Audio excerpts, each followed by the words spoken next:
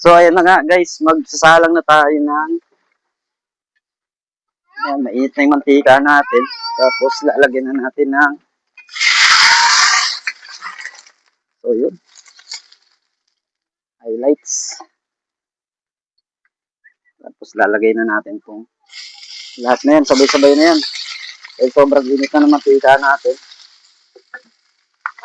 Yan, luya. Tapos, yan, lagyan natin ng luya.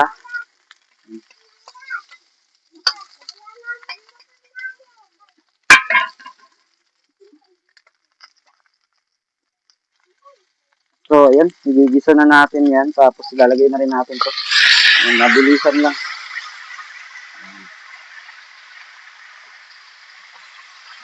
Light pack sticks yan. Pag sawa na kayo sa adobo, prito. Ayan. Ayan. Tapos, bumili lang tayo ng curry powder na 10 piso ang halaga niya. Camera. Yan, di natatalsikan. So, lalagyan natin ng oyster.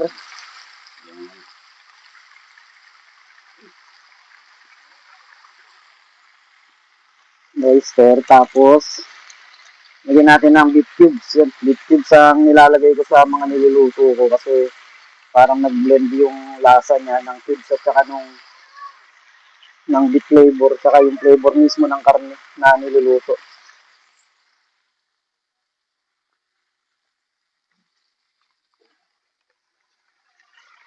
Tapos, lalagay na natin ng so, ito, paprika to. Lalagyan na natin. Konting paprika lang.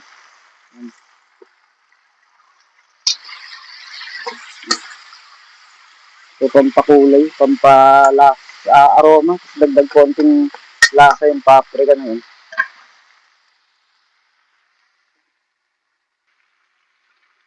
Tapos, lalagyan natin ng konting malinis na tubig.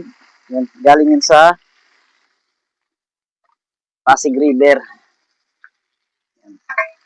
So, pakukuluin lang natin, palalambutin natin siya. Tapos, patutuyin natin ng konti yung tubig.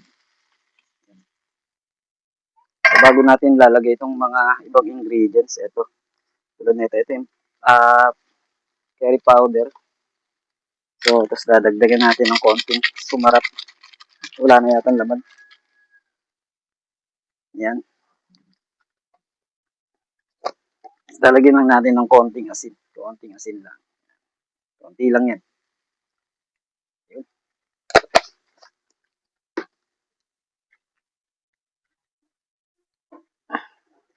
So, ayan. Babalikan na lang natin mamaya-maya yan. Pagka medyo umulo na, tapos lalagay na natin yung curry powder at saka yung coconut milk. Kulo na yung manok natin. Ito na.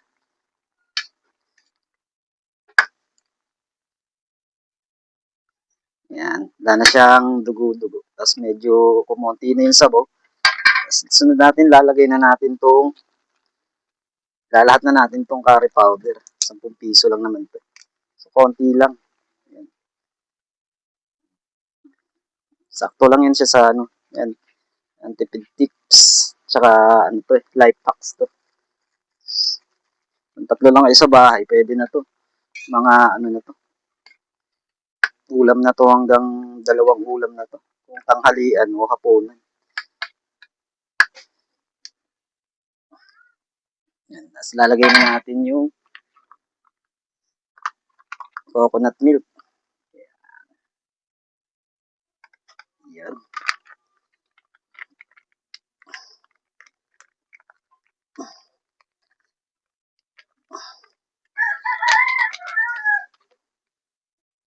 Yan.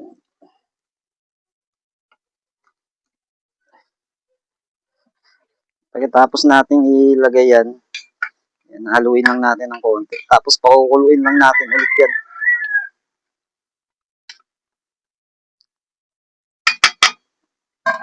Yun, magbabalik tayo mamaya-maya konti. So, ayan na guys. Paluto na ang ating chicken curry. So, yan. Konti na lang. Malapit na yung maluto. Isa pala sa mga life hack tips natin about sa ano. Kapag tinikman nyo at medyo matabang yung niluluto ninyo, lalo na kung mga ganitong masarsa, ang mas magandang ilagay ninyo is patis para yung lasa niya hindi ganun ka.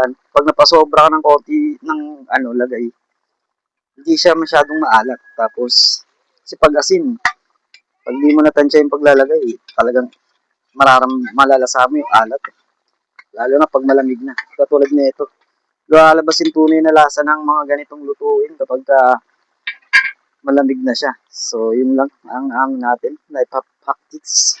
So, maya-maya, pwede na nating timusan yan. Yun, napakaganda ng pagkakakulo.